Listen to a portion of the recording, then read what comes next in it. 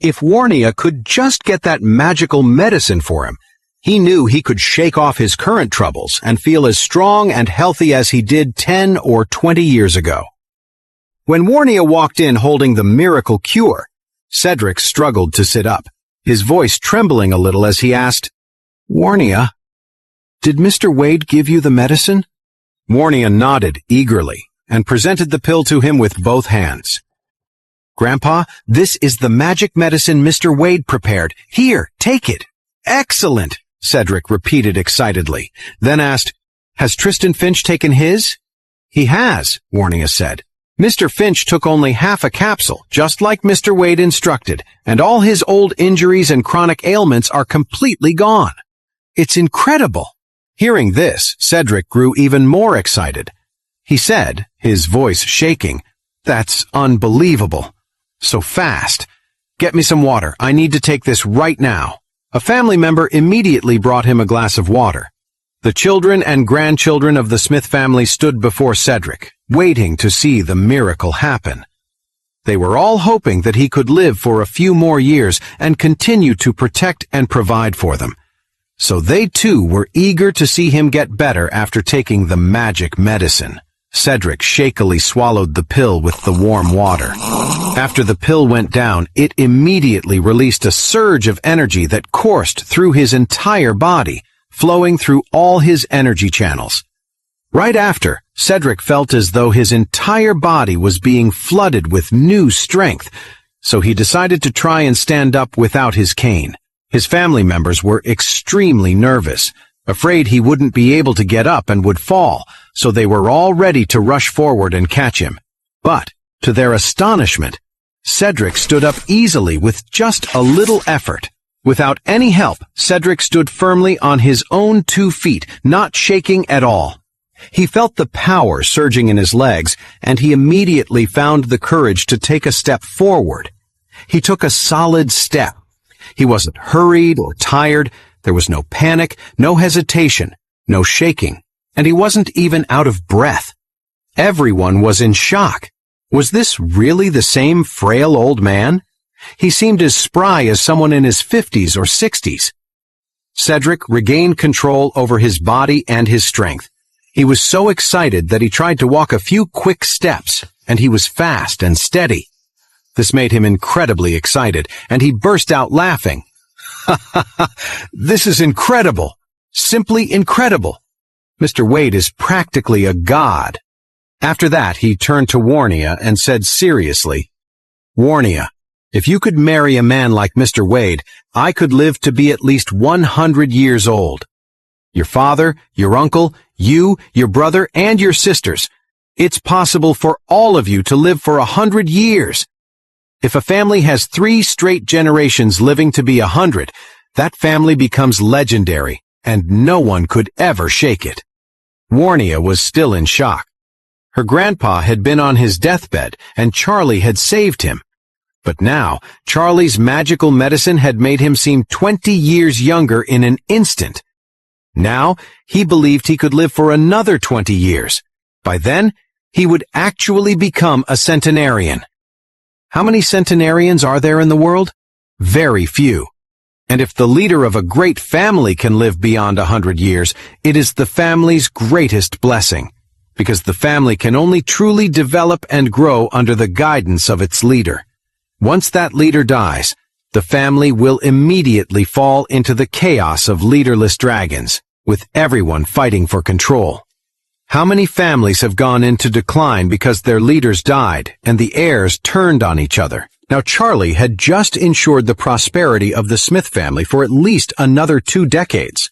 That night, none of the family members who received the magic medicine could sleep. Warnia, having seen the miracle happen to her grandpa with her own eyes, was also buzzing with excitement. Thinking about the magic medicine Mr. Wade had secretly given her, a warmth flooded her heart. He treated her so well. She would never forget his kindness. She wasn't the only one losing sleep over Charlie. Skylar was in the same boat. After her father Christian received the 2 magical medicines, he gave one to her the moment he got home, telling her to keep it close. Now that pill was tucked away safely, warmed by her body heat and carrying her scent. The thought that Charlie had given it to her made her so happy she felt almost giddy. And Charlie, the mastermind behind it all, was still sleeping soundly on the floor next to his wife's bed. Just the live-in son-in-law, completely oblivious. Early the next morning, Claire headed to her studio. After many days of hard work, her studio was finally coming together and was almost ready for its grand opening. Charlie offered to help, but she was determined to build her business with her own 2 hands. Charlie understood how she felt. Ever since leaving the Wilson family, she had been focused on proving herself, determined not to let them look down on her. After getting dressed, Charlie was about to head out for groceries when he noticed his pockets were bulging. That's when he remembered all the gifts he'd received yesterday. 2 smart keys for luxury cars, an ancient-era glass goblet, and a check for $100 million. The Tiffany goblet was in a cedar chest, which was pretty big, so he just stashed the whole thing in his little closet. As for the car keys and the check, he initially thought about putting them in the closet too, but on second thought, he changed his mind. His mother-in-law had a habit of snooping through his room whenever she was bored.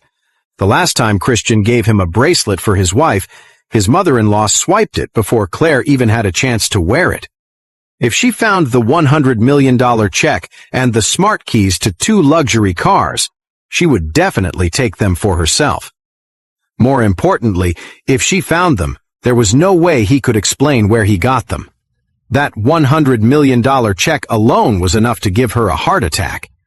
So, Charlie kept the smart keys and the check in his pocket and headed out to the vegetable market.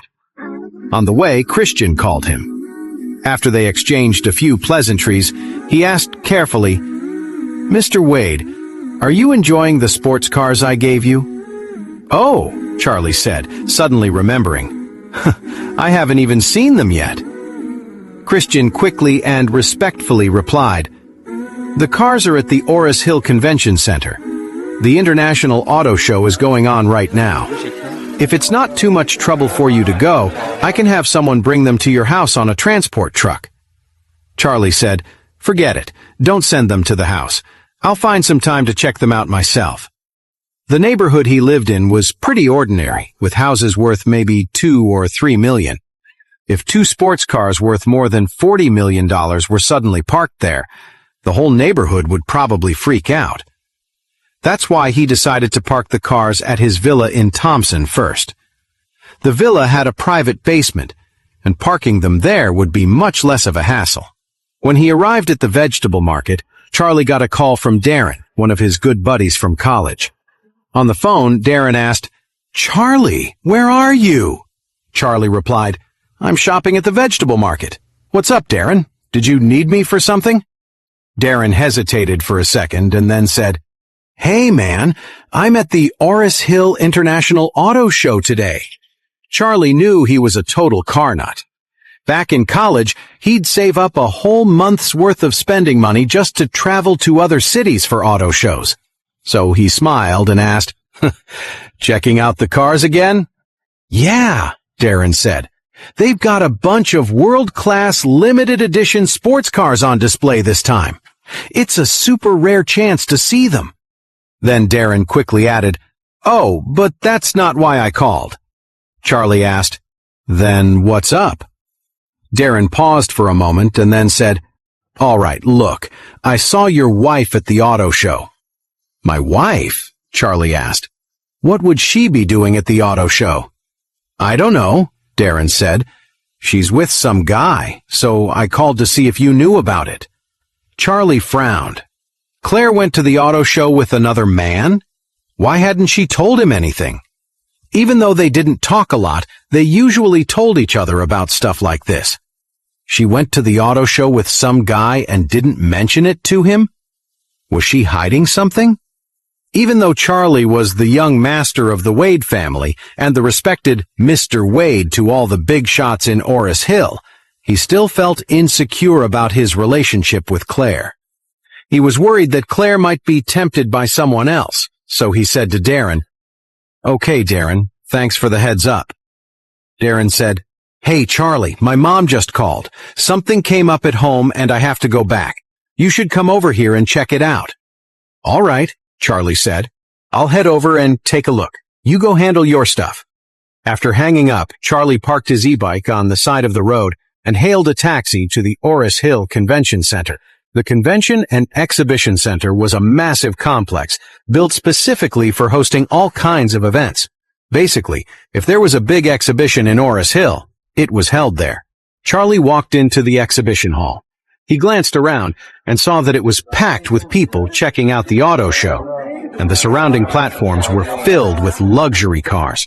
The starting point here was high-end imported vehicles, all the way up to luxury sports cars. Right in the middle of the exhibition hall, on the highest platform, sat two incredible luxury sports cars, one red and one black. These were the very cars that Salman and Christian had given to Charlie. Ardent Motors 177 and a custom Koenigsegg Agera. These two cars were the main attractions of the entire auto show. A huge crowd of onlookers and reporters surrounded them. Beside the two cars stood two large, imposing security guards. They had their backs to the cars, forming a circle facing the crowd, to make sure no one could get close enough to touch them. The host was making an announcement. "These two cars have already been purchased. They are personal items. You are welcome to look and take photos, but you cannot touch them. Thank you for your cooperation." A reporter couldn't help but shout, "The auto show just started and both cars are already sold?" "If it's not too much trouble to ask, who are these two rich men?" The host smiled faintly and said, "It's not two rich men, but one." "One?" the reporter exclaimed. "You mean one person bought both cars?" "Yes." The host nodded and said with a smile, "These two cars are indeed owned by the same wealthy man."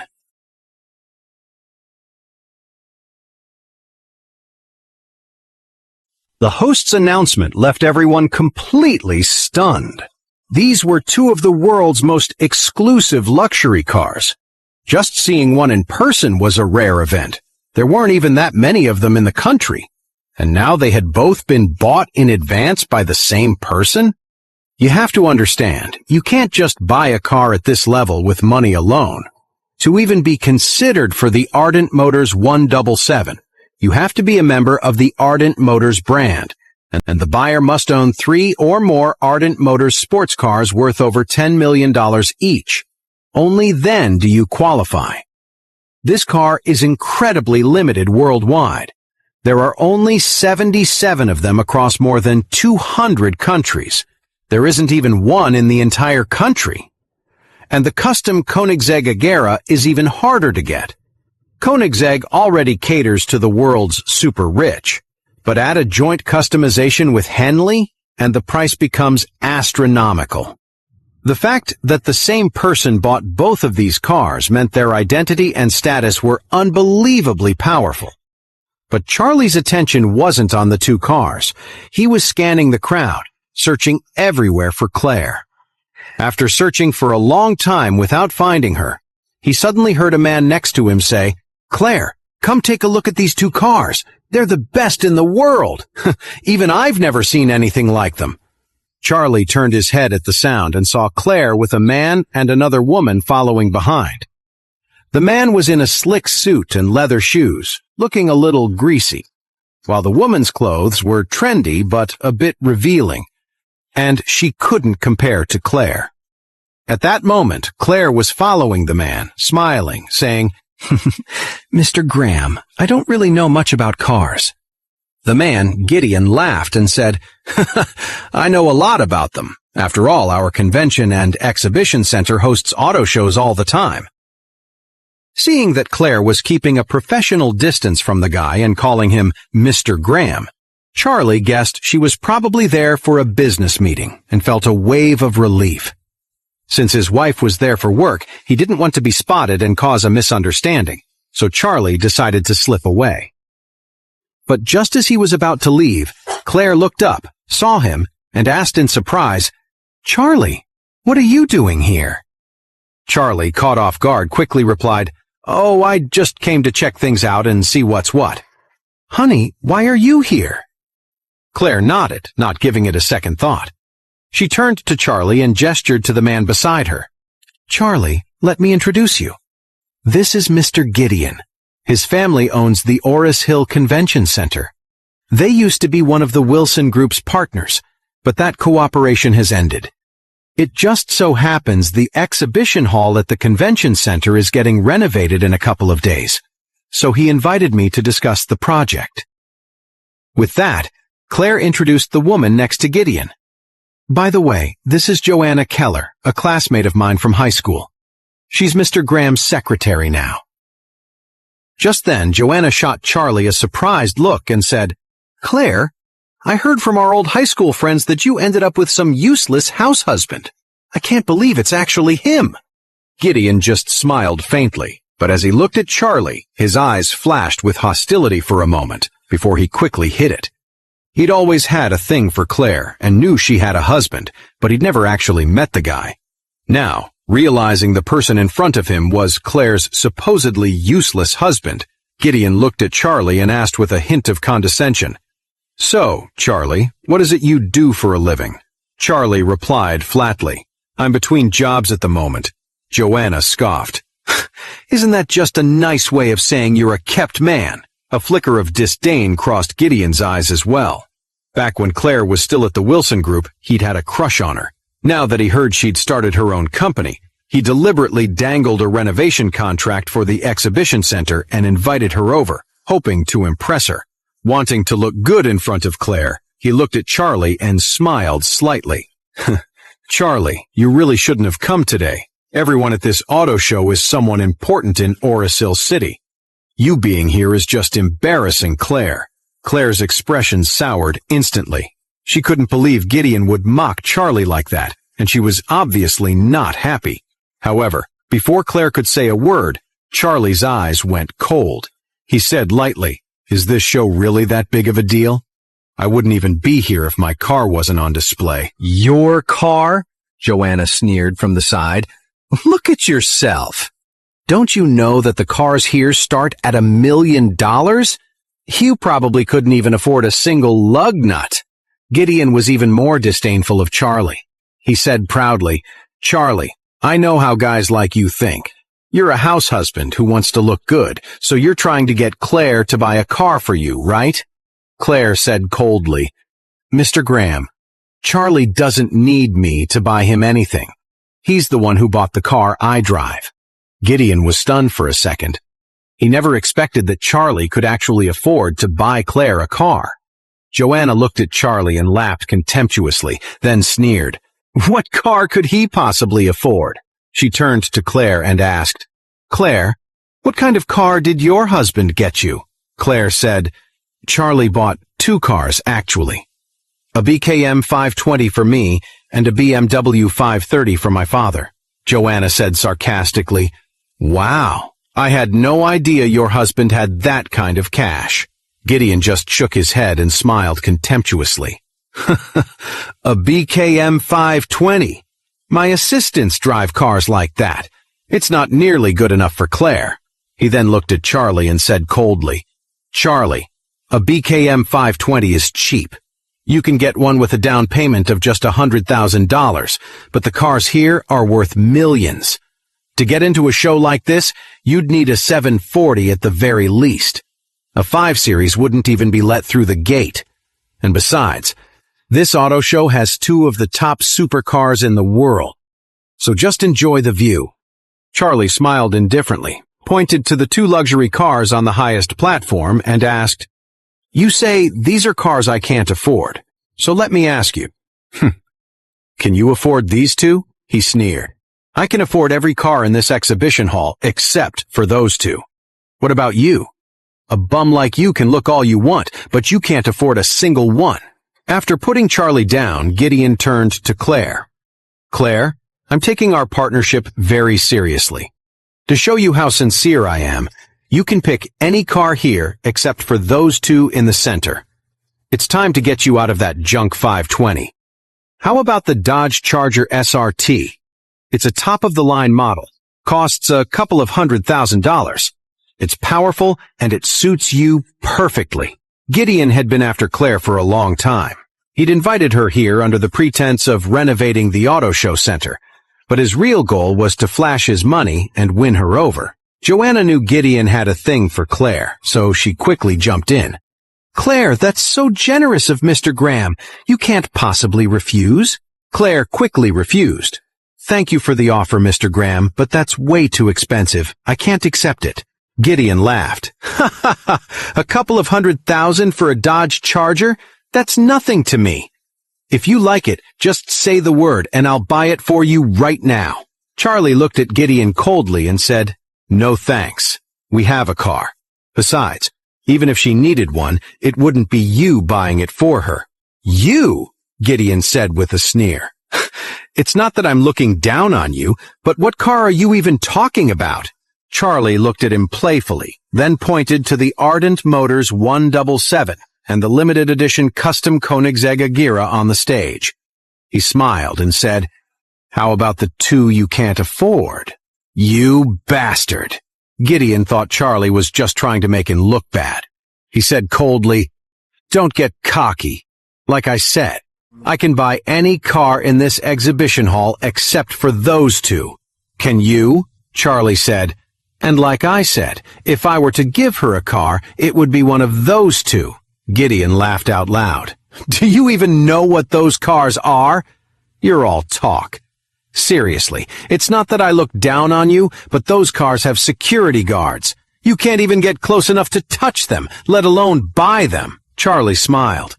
"I think you're the one who can't touch them, aren't you?" Gideon sneered. "This convention and exhibition center belongs to my family. The managers from both of those car companies have to show me some respect." "You think I can't touch the cars if I want to?" Charlie shrugged. "I think you're no different from me. I can't touch it, and you can't touch it. We're the same." Gideon blew up when he heard that. He gritted his teeth and said, "You think you're worthy of being compared to me?" Charlie nodded. "Of course I am. Like I said, there's no difference between us. If you don't believe me, try it." "Okay." Gideon, completely provoked by Charlie's challenge, said coldly, "You just wait. I'll go touch it for you." With that, he strode towards the crowd. Charlie's expression turned a bit cold. Christian and Salman had given those two cars to him. They told him they had hired security from an armored truck company to make absolutely sure no one else was allowed to touch the cars before he did. If Gideon really managed to touch the cars today, Charlie would have to settle the score with those two. At the very least, he'd have to punish them for their failure. But what if he did touch it? After Gideon was done showing off, Charlie planned to take out his own bracelet key, get inside, and see the look on Gideon's face then.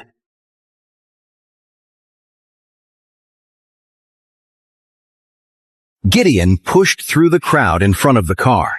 He walked up to the security guard and said, "Hey there, I'm Gideon Graham, the Deputy General Manager of the Aris Hill Convention Center. I'd like to get a closer look at these two cars."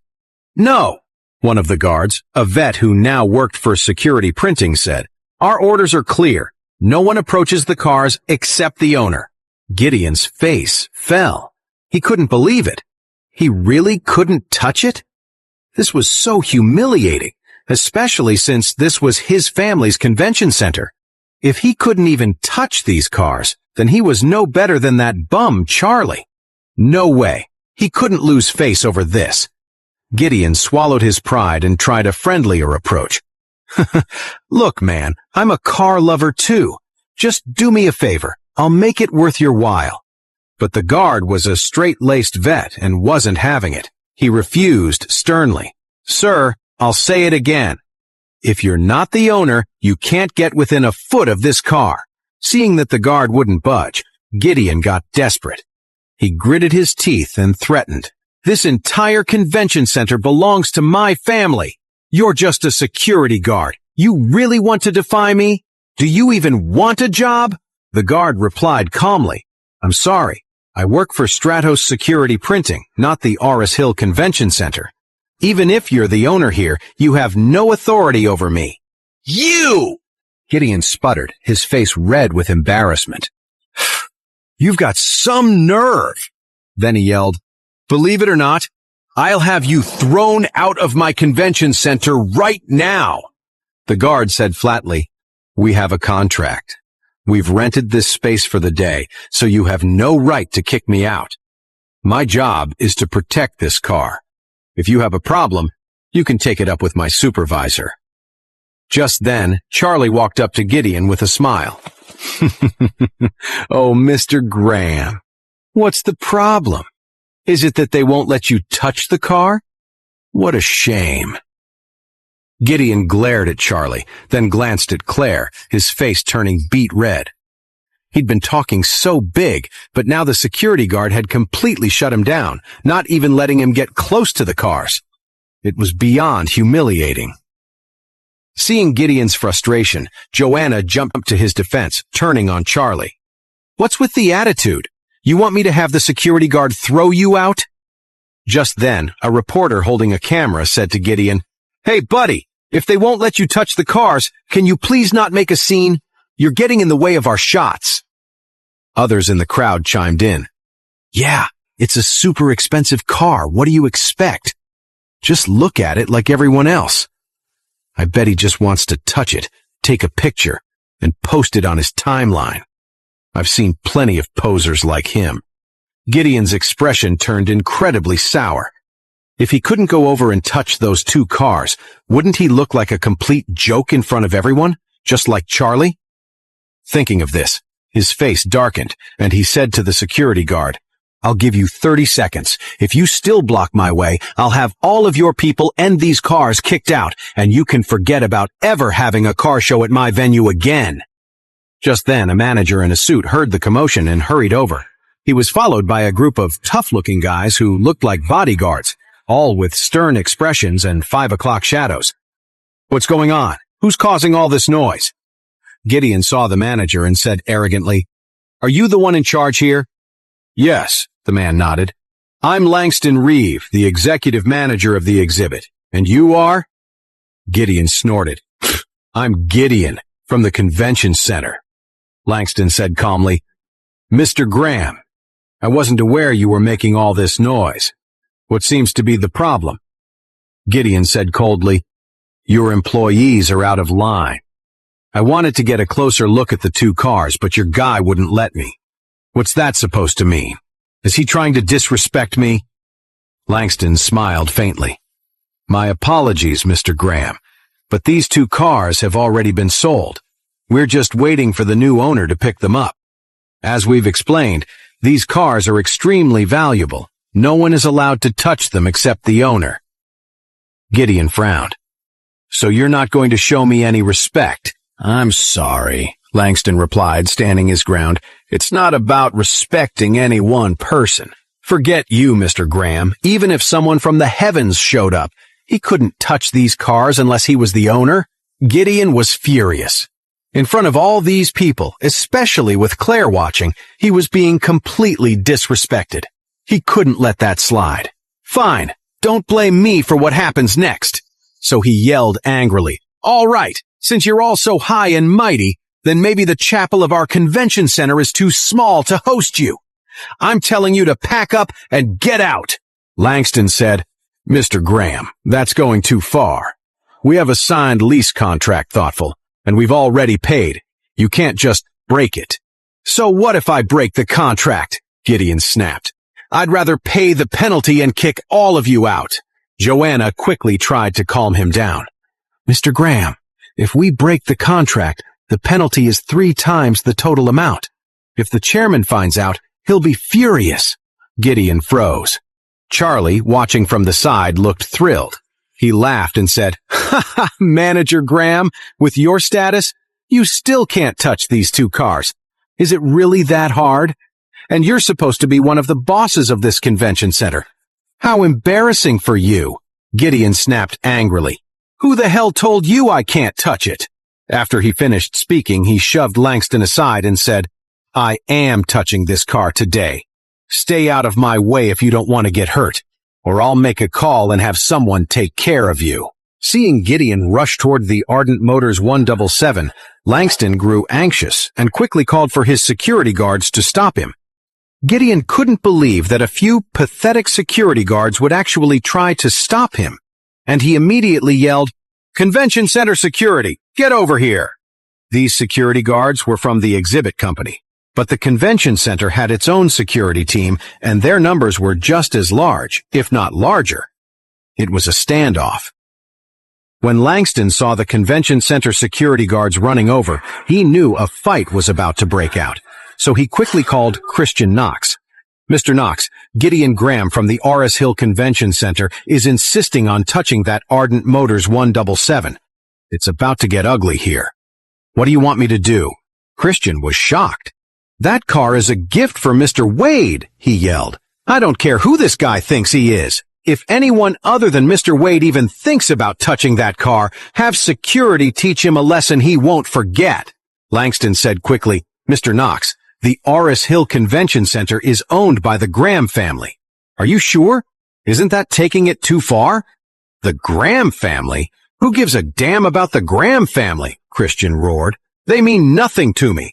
I'm telling you, if that punk so much as puts a fingerprint on the car I bought, you can get the hell out of Auris Hill and make sure I never see your face again." Christian had just gotten 2 of those magical medicines from Charlie yesterday. He'd been so wired with excitement he couldn't sleep all night. Now, hearing that some punk dared to touch the car he'd bought for Mr. Wade, it was like the guy had a death wish. The Graham family's influence was a joke compared to the Knox family's. On top of that, Christian had the almost godlike Mr. Wade in his corner. A nobody like Gideon wasn't even a blip on his radar. Hearing this, a chill went down Langston's spine. He looked up to see Gideon and his security guards squaring off against the exhibit's security team. Gideon was as arrogant as ever. "Get out of my way," he said, "or I'll have my guys make you move." Langston's hands trembled with rage. Did this idiot really think these guards were just decorations? These were professionals who typically guarded armored cash trucks. They were nothing like the mall cops Gideon had with him. On top of that, he had his direct orders from Christian Knox and couldn't risk any damage to the cars. He pointed at Gideon and barked at his head of security. "Forget being nice. Take them down, and don't hold back." The head of security, an ex-military guy who usually guarded cash transports, had been biting his tongue listening to Gideon's garbage. He was just waiting for the green light to put him in his place. Hearing Langston's order was all he needed. He yelled, "You had this coming!" Then he cracked Gideon square across the face. "I've been dying to do that," he growled. Gideon stumbled back, his face stinging. He shouted in disbelief, "This is my family's convention center! How dare you hit me?" "Oh, shut up!" the security chief shot back, then drove his boot hard into Gideon's ribs. The force of the kick sent Gideon crumpling to the ground, gasping for air and clutching his side. The convention center's security guards were completely outmatched by the professionals. In just a few seconds, all of them were taken down and groaning on the floor.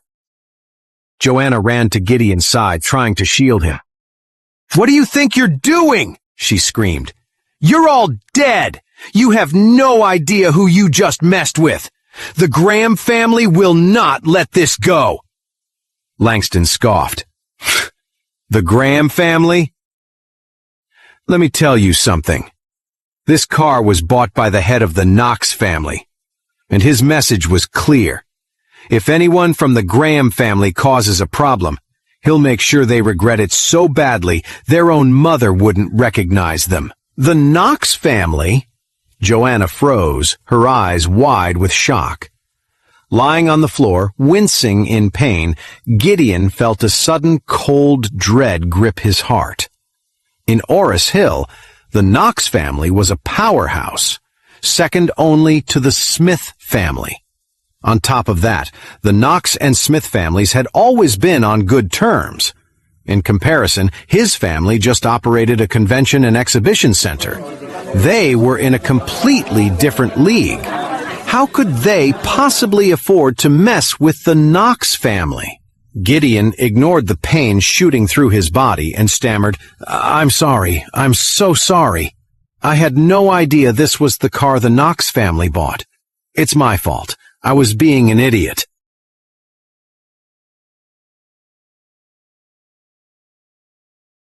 Gideon was seething with a fury that made him want to kill someone. He'd been beaten up in his own family's convention center, and now he had to grovel and apologize to the men who did it. Even worse, it had all happened right in front of Claire. It was the most humiliating moment of his entire life. But he knew he couldn't afford to cross the Knox family, so he channeled all his rage toward Charlie. In his mind, it was all Charlie's fault.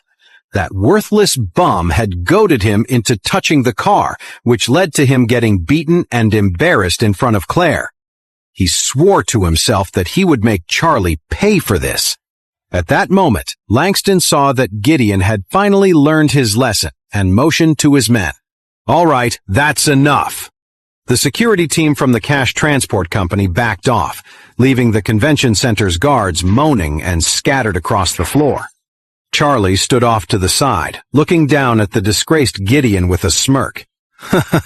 "Mr. Graham," he said with a chuckle, "it seems you really can't touch these two cars after all." Gideon gritted his teeth in hatred. He couldn't believe Charlie still had the nerve to provoke him. "Charlie," he spat, his voice low and menacing, "you embarrassed me today. I'll make you pay for this." Charlie just smiled. "What? Was I wrong?" He then turned to Claire, who was standing beside him. "Honey, was I wrong?" Claire was a bit embarrassed by the whole situation. Gideon had been mocking Charlie relentlessly, and a part of her had been annoyed. But she never expected it to escalate into a full-blown fight.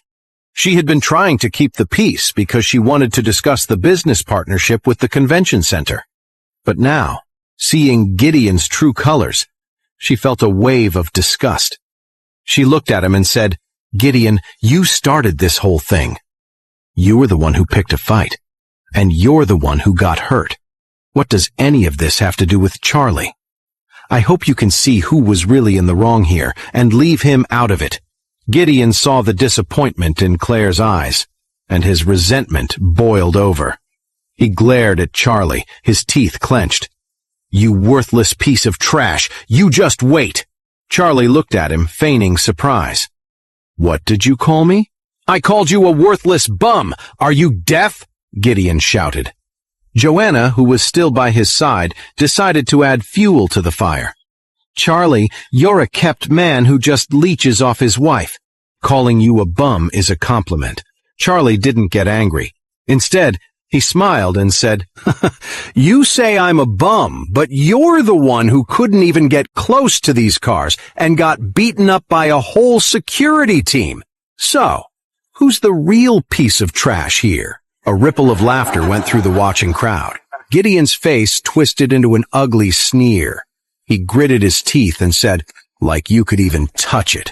Go on, I dare you. Touch one and show me." As he said this, Gideon was trying to bait Charlie. If Charlie fell for it and touched either of the cars, he'd get a brutal beating. If he backed down, he'd look like a coward in front of everyone, which would at least let Gideon save a little face. But he never expected Charlie to calmly reply, "What's the big deal about just touching it? You want me to take it for a test drive to show you?" Gideon roared with laughter. "A test drive? A worthless bum like you thinks he's worthy of test driving a car this expensive? If you can even touch the door handle, I'll call it your win for the day." Gideon figured that with Langston and all his men standing guard, if Charlie actually tried to touch the car, he'd get beaten just as badly as he had. Charlie just smiled, pointed to the car right in front of him, and asked Claire, "Honey, do you want to go for a ride in this car? If you do, I'll take you." Claire quickly pulled him back and whispered, "Charlie, stop fooling around. Didn't you see what just happened to Gideon?" Just then, Gideon managed to struggle to his feet. He sneered, "Charlie, why are you dragging her into this? Do you have any idea how incredible this car is? There are only 77 of them in the entire world, and you can't just buy one. Even my own dad has never been in this car, and you think you're going for a ride?" Charlie shrugged and said, "It's my car. Why wouldn't I be able to take it for a spin?"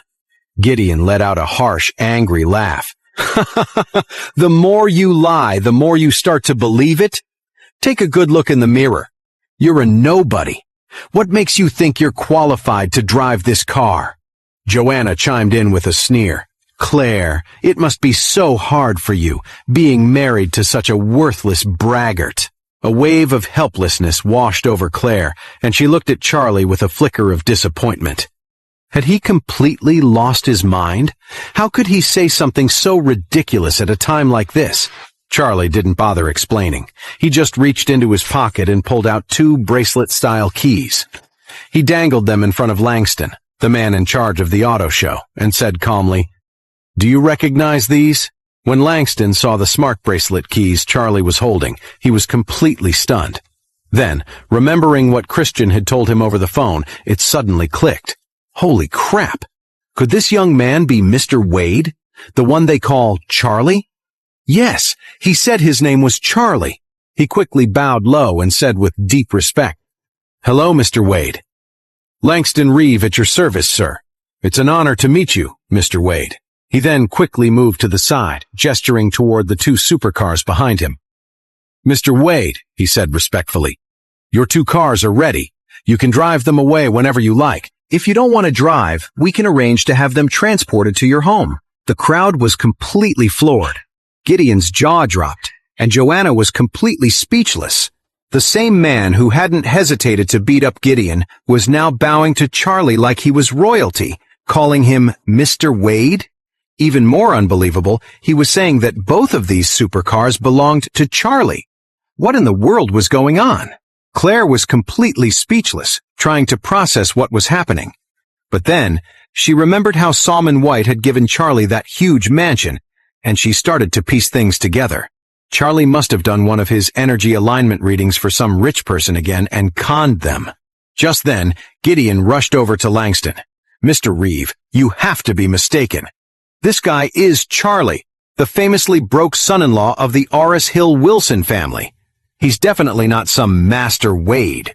Joanna stared at the manager and blurted out, "Mr. Reeve, just look at him. He's so poor. How could he possibly afford a car like this? He probably has fake keys and just came to the auto show to show off. You can't let him fool you." Charlie just scoffed, took a still-stunned Claire by the hand, and walked toward the Ardent Motors 177. The security guards, who moments ago were ready to defend the car with their lives and stop anyone from touching it, saw how polite Langston was to Charlie and immediately stepped aside. Charlie led Claire to the driver's side of the Ardent Motors 177. As the bracelet key got close to the door, the car let out a soft beep. Right after that, the car's shark-like headlights flashed on. The LCD screen and the ambient lighting inside the car lit up at the same time. The car's iconic scissor doors rose automatically. When Charlie unlocked the car with the smart bracelet, everyone in the crowd was floored. A wave of shock rippled through them as the same thought hit everyone at once. This Ardent Motors 177 actually belongs to Charlie. Gideon just stood there, dumbfounded. What was happening? Isn't Charlie supposed to be a broke, worthless son-in-law? How could he possibly afford a car this expensive? Joanna was even more stunned. This is insane. How can a freeloader like him afford this car? At that moment, Charlie led Claire over to the passenger side and said with a smile, "Honey, get in. I'll take you for a spin." Claire asked, her face a mask of confusion, "Is this car really yours?" Charlie nodded. "Of course. The key is right here. Would your husband lie to you?" After she got in, Charlie leaned in and whispered in her ear, "Honey, Christian Knox actually lent me this car to check out. He said he wanted me to get a feel for it. I was just messing with Gideon earlier." The truth was, Charlie didn't really care for these 2 flashy cars. If Darren hadn't told him his wife was at the auto show, he wouldn't have even bothered to come and pick them up. Besides, he knew his wife's personality. She would never want to drive such an attention-grabbing car every day. So he came up with a believable lie. He'd let his wife experience the thrill, then he'd drive the car back and leave both of them with Langston for safekeeping. Claire finally understood, and a wave of relief washed over her. She had been terrified that Charlie was getting in over his head, conning powerful people and digging a hole he couldn't get out of. If someone had just lent him the car for a test drive, then she didn't have to worry so much. With that thought, she relaxed. A thrill of curiosity about the car bubbled up inside her. Even though Claire wasn't a materialistic person, she couldn't deny that she wanted to experience what it was like to sit in a top-of-the-line supercar. She bent down gracefully and slid into the ultra-luxurious seat of the car. Charlie didn't get in right away. Instead, he turned to the dumbstruck Gideon and Joanna and sneered. A broke loser is still a broke loser. Go back and make some real money before you come out here and embarrass yourselves trying to act rich. After speaking, Charlie didn't waste another glance on their shocked faces. He got into the luxury sports car and pressed the engine start button. In an instant, the supercar's powerful engine roared to life, echoing throughout the exhibition hall. Claire had never driven a car this luxurious before. She sat in the driver's seat, swallowed hard, gripped the steering wheel with excitement, and started the car. The top-of-the-line car slowly pulled forward in front of everyone, rolling down the ramp on the other side of the display, and then drove straight out of the exhibition hall. The car's powerful presence immediately created a stir. Gideon was completely baffled. Did that car really belong to that loser? What was going on? Joanna's face went pale. If both cars were Charlie's, hadn't she just seriously insulted him? She couldn't wrap her head around it. This is impossible. Isn't he just the Wilson family's worthless son-in-law? Where did he get the key to that car? Gideon couldn't accept it. No way. There was no way Charlie could actually afford that car. He gritted his teeth and said, "That deadbeat must have stolen the car key." When the manager, Langston, heard this, he was furious. These two fools dared to insult Mr. Wade? They were asking for it. He turned to look at Gideon and Joanna and yelled angrily, "You've insulted Mr. Wade, and you still have the nerve to run your mouths in here?" With that, he ordered a bodyguard. "Hit him hard." The bodyguard knocked Gideon to the ground with a few quick punches and kicks. He then grabbed him by the hair and started beating him mercilessly in the face. Soon his face was a swollen, bruised mess.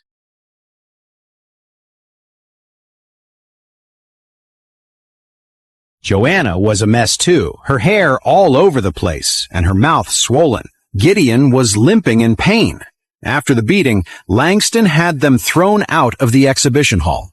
Gideon lay on the concrete floor, shouting angrily, "Damn it! Who the hell is this Charlie?" Joanna said, "He's just a son-in-law. I bet he's just a driver at most. There's no way he's Mr. Wade." Gideon, with blood in his mouth, said, "That piece of trash. I'll get him for this," he added with a cold look, gritting his teeth.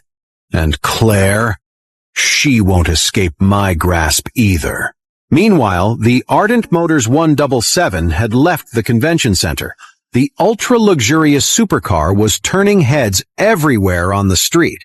Riding in that car for the first time was a completely new experience for Claire. After all, it's one of the top supercars in the world, and pretty much every young person dreams of getting to experience it. But for Claire, her curiosity was satisfied after just a short ride. Before Charlie got too far, Claire said to him, "Let's take the car back. I don't want to cause any trouble for Mr. Knox." Charlie said, "What's there to be afraid of? He is a good guy." "That's not right," Claire said. "Anyway, we've already tried it out. Let's return the car and go home." Seeing how insistent she was, Charlie nodded gently. He immediately drove the car back to the exhibition hall and parked it on the display platform. As soon as he got out of the car, Langston greeted him respectfully. "Mr. Wade, what did you think? Are you satisfied?" Charlie nodded and said in a low voice, "First, find a place to store these 2 cars for me. I'll let you know when I need them." Langston didn't dare to ask too many questions and just nodded hurriedly. "Mr. Wade, don't worry. I'll make sure they're kept safe." Charlie smiled, satisfied. "All right then, I'm heading out. Mr. Wade, let me see you out." "No need." On the way back, Claire couldn't help but sigh. "I was really hoping to land a contract with the Convention and Exhibition Center. I was even going to invite them to the opening ceremony tomorrow. Now, that's all gone down the drain." Charlie asked curiously, "So, is your studio all set to officially open?" "Yes," Claire said. "After all these days of preparation, it's pretty much ready." Speaking of which, Claire added sadly, "It's a shame. I couldn't get anyone well-known to come. I only invited a few old classmates, and then you and my parents."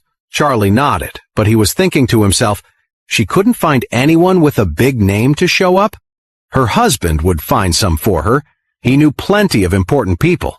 Doris Young from the M. Grand Group, Warnia from the Smith family, Christian Knox, the head of the Knox family, Salmon White, the head of the White family, the underground king Orville Hudson, and Terry Castillo from the luxury antique shop. He knew some of the most influential people in Oris Hill, and they were all at Mr. Wade's beck and call. All he had to do was give the word, and they would come over to support his wife's new business. His wife's studio would surely make a huge splash in Oris Hill. Thinking of this, he immediately typed out a message and sent it to a group chat with all of them. "My wife's studio is opening tomorrow morning. Please take the time to come and join us. The address is attached." After sending the message, Charlie's phone started blowing up with replies. The first one was from Warnia. "Mr. Wade, don't worry. I'll be there to congratulate you tomorrow." Then Christian replied, "Thank you for the invitation, Mr. Wade. I'll definitely be there tomorrow." Salman added, "Mr. Wade, I'll bring my nephew with me to congratulate you tomorrow. By the way, it'll be a good chance for those 2 little rascals to face you and repent." Everyone was thrilled to get an invitation from Charlie, seeing it as a golden opportunity to get closer to Mr. Wade. Claire had been feeling a bit down about the opening ceremony, but she had no idea her husband had already planned a huge surprise for her. Back home, Claire showered and went to bed early, wanting to be ready for the opening ceremony the next morning. Charlie also went to bed early, his mind racing with plans on how to make his wife the center of attention in all of Oris Hill the next day. Today was Claire's scheduled opening day. Because she didn't have a lot of money and was just starting out, Claire had rented an office for her company in the slightly out-of-the-way Wingstar Tower. Although the Wingstar Tower was owned by a subsidiary of the M. Grand Group, it wasn't exactly a high-profile property. The M. Grand Group usually didn't bother managing it directly, so they leased it out to various real estate companies. Originally, Charlie had wanted to talk to Doris and ask her to clear out an entire floor of the Wingstar Tower for his wife's studio.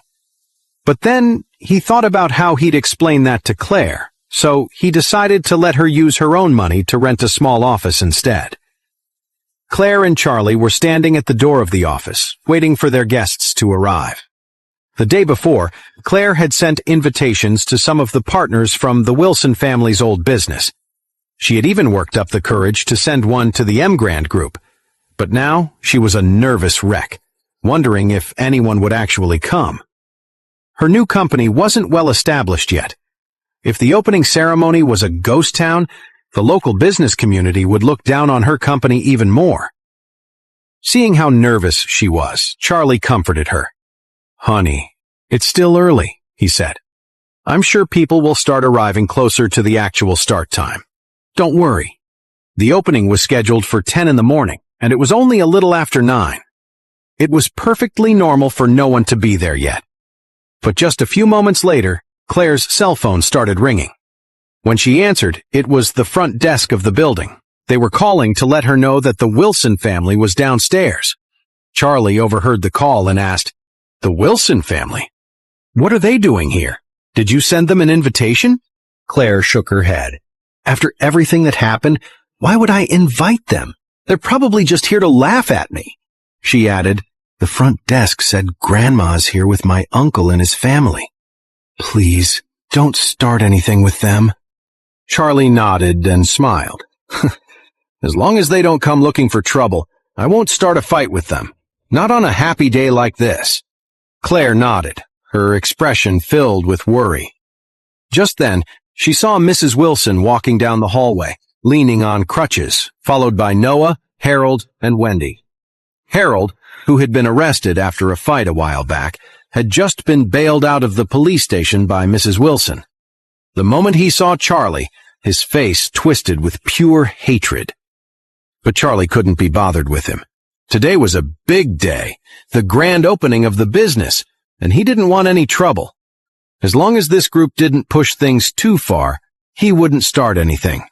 Wendy stepped forward and, Claire, you see your own grandmother and don't even say hello? Do you have no respect at all? Claire replied coolly, You kicked us out of the Wilson family. As far as I'm concerned, we have nothing to do with you anymore. How dare you? Mrs. Wilson slammed her crutches on the ground, her voice shaking with anger. You have Wilson blood in your veins. You were born a Wilson, and you'll die a Wilson. Charlie spoke up coldly. Some people say one thing and do another. First, they kick people out of the family and say they don't recognize them anymore. Now they're saying they belong to the family. Isn't that a little hypocritical? Harold, when my grandma is talking, a loser like you needs to shut up. Charlie stared at him. Didn't you learn your lesson last time? You want me to give you a refresher?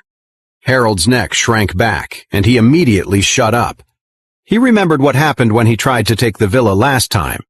He had seen Charlie's strength firsthand. He knew he was no match for him, not even if there were 10 of him. It was better to just stay quiet. At that, Claire pursed her lips, turned to Mrs. Wilson, and said, I'm sorry, but we didn't invite you to today's opening ceremony. Please leave. Opening ceremony? Mrs. Wilson said with a disdainful laugh. Claire, you can't possibly think that just because you're opening this little hole in the wall, anyone is actually going to show up. Noah Wilson, standing beside her, also chuckled. I heard you even had the nerve to send an invitation to the Emgrand Group. Do you really think a huge company like them would even look twice at a tiny operation like yours? Exactly, Mrs. Wilson said, taking over the conversation again, her tone suddenly shifting to one of fake concern. Claire, let's not fight. Blood is thicker than water. We're family.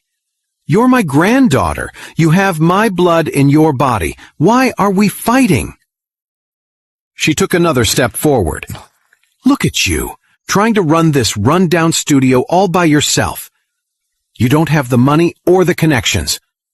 Why don't you come back to the Wilson Group? I'll make you a director. You can work with your grandmother. In the future, I'll give you shares in the company and maybe even let you take over. What do you think? The Wilson family had been in a tight spot recently. Emgrand had cut off all cooperation with them and blacklisted them. On top of that, the White family had called off the engagement, and Harold was proving to be completely useless. At this point, Mrs. Wilson's only real hope was to bring Claire back into the family business to make some kind of breakthrough. Maybe Claire could get the Emgrand Group contract back. If she did, other partners would come flocking back, and the company's fortunes could be reversed in no time. However, Mrs. Wilson wasn't prepared for Claire to calmly shake her head and refuse. I'm not interested, Claire said. I just want to do my own thing. Noah Wilson snorted coldly. Claire, I'd advise you to show some respect. Look at how pathetic this opening is. Is anyone here to congratulate you? This is your grand plan for a business? I'd say there's an 80% chance you're doomed to fail. Start a business, go bankrupt, is that what you really want? Charlie's face was full of disdain and sarcasm. Whether anyone is here to congratulate her or not is none of your business. But just so you know, every important person in all of Oris Hill will be coming to congratulate Claire.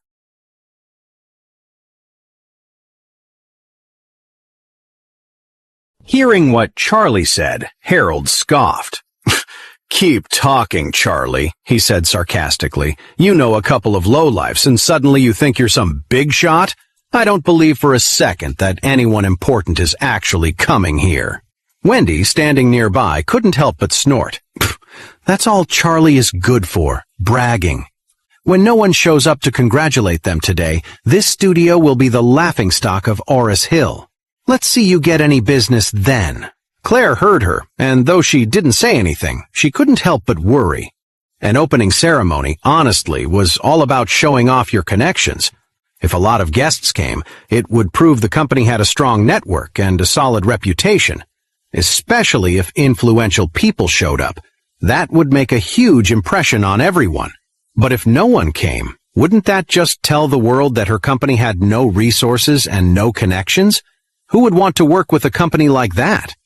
If the M Grand Group sent someone to the opening today, it would give her company a massive boost. But Claire had no idea if they would even bother. Mrs. Wilson spoke up then. "Claire, it's almost 10 o'clock, and there isn't a single guest." "I don't think anyone is interested in this little workshop of yours. I'm telling you, you should come back to work for the Wilson Group. It's better to contribute to the family's stability than to be out here on your own, getting the cold shoulder from everyone." The truth was, after learning about Claire's company opening, the Wilson family had contacted some of their old business partners. Once those partners found out Claire was from the Wilson family, they all promised they wouldn't attend the opening ceremony. They even said they would never work with Claire's studio in the future. That's why Mrs. Wilson was so certain that no respectable guests would show up today.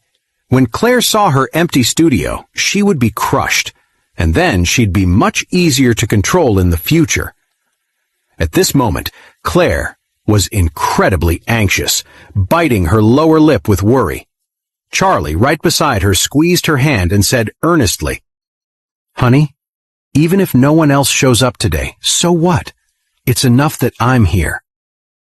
Claire looked at him, touched, and nodded lightly.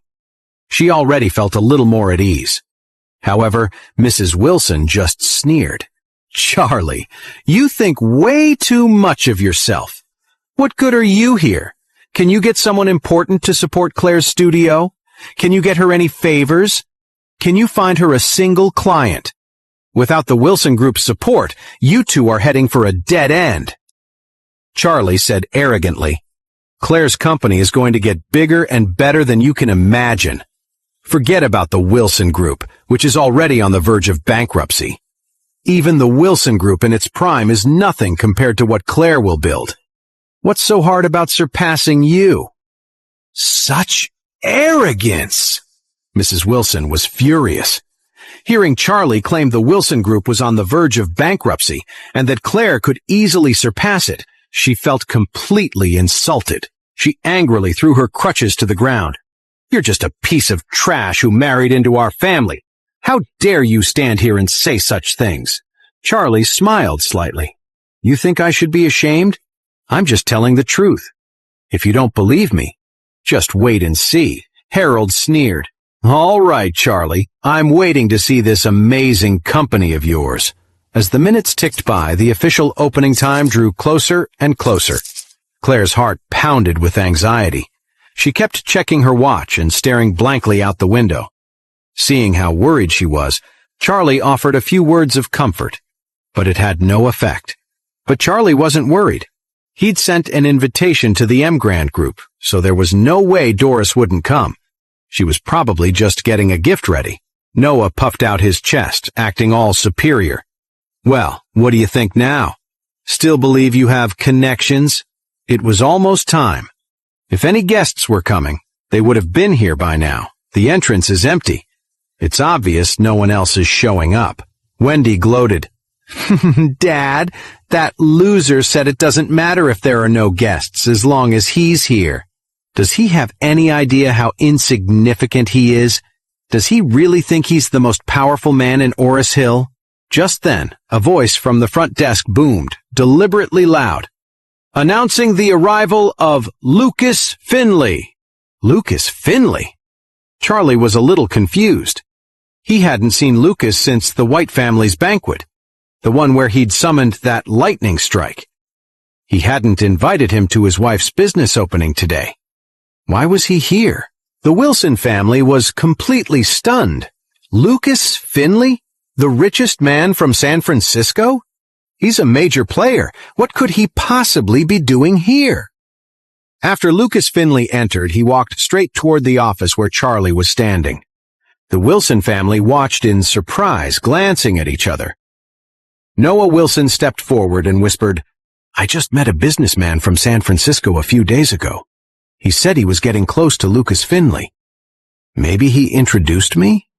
With that thought, Noah straightened his suit and stepped forward to greet him. Even Mrs. Wilson didn't dare act superior and followed a step behind. As soon as the heavy-set Lucas Finley got close, he rushed right past them to Charlie's side. He completely ignored Noah Wilson and said with great excitement, "Mr. Charlie, I'm so glad I made it." To everyone's absolute astonishment, Charlie just nodded slightly. "Why are you here?" Lucas quickly replied with the utmost respect. "Mr. Charlie, your wife is opening her business today. How could I possibly not come to celebrate with you?" Just then, Noah stepped forward and cut in excitedly. "Mr. Finley, you're here. Let's head inside and talk. It's not right for us to be standing around out here." Lucas had been focused on Charlie, and his friendly smile vanished when he was interrupted. His expression darkened, and he radiated the intimidating energy of a powerful man. He glared at Noah and said coldly, "Who are you? Can't you see I'm speaking with Mr. Charlie?" Noah was stunned and embarrassed. He stammered, I'm Noah from the Wilson family. I believe Chase Avery from San Francisco introduced us." Lucas frowned and said dismissively, "I don't know you, and I certainly don't know any Chase Avery. I'm here today to congratulate Mrs. Wade on her company's opening." Lucas's words shocked the Wilson family. He'd actually made a special trip just to congratulate Claire? This was the richest man in San Francisco, Charlie and Claire. When did they make such a powerful connection? Noah was stunned. He never expected the man to be so rude to him, practically cursing him out. Humiliated, he quickly backed away and stood off to the side. Wendy, her face full of doubt, whispered to Harold, "Is this guy really the richest man in San Francisco? It feels like they hired an actor. Why would the richest man be so respectful to a loser like that?" Harold shook his head and whispered back, "It doesn't seem right." No one there had ever met Lucas Finley before, but the man fawning over Charlie was a far cry from the ruthless tycoon they had heard rumors about. Just then, Lucas took an exquisite box from his bag. He handed it to Claire with a respectful smile and said, "Congratulations on the opening of your company, Mrs. Wade. This is just a small token of my well wishes. Please accept it." Claire was taken aback. She hadn't invited Lucas Finley. She didn't even know him. She wasn't sure if she should accept the gift. Charlie smiled slightly and said, "My wife, it's a gift from Mr. Finley. Go ahead and accept it." Claire took the box, thanked him, and then set the gift aside. But then she heard Wendy say, "Claire, Mr. Finley gave you a gift. Aren't you going to let us see it?" "Yeah," Harold chimed in. "Mr. Finley is a huge deal, worth hundreds of billions. Any gift from him must be incredible." Claire glanced at Charlie before opening the gift box as everyone watched.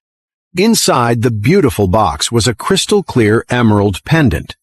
The pendant was flawless, a deep emerald green, and it seemed to glow with an inner light.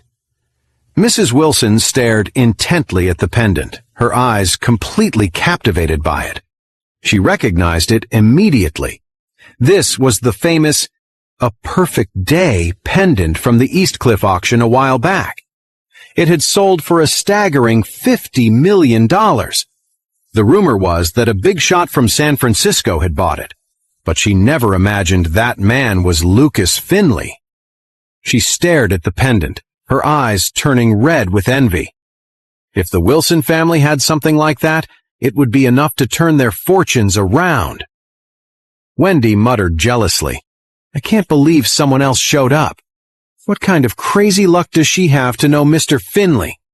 Just as she finished speaking, a voice from the front desk boomed over the speakers. Announcing a congratulatory gift for Miss Claire.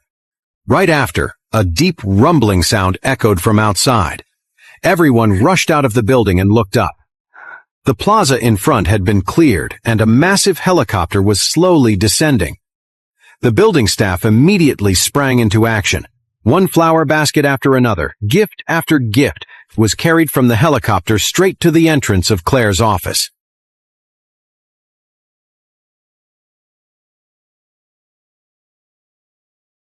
The whole building was buzzing.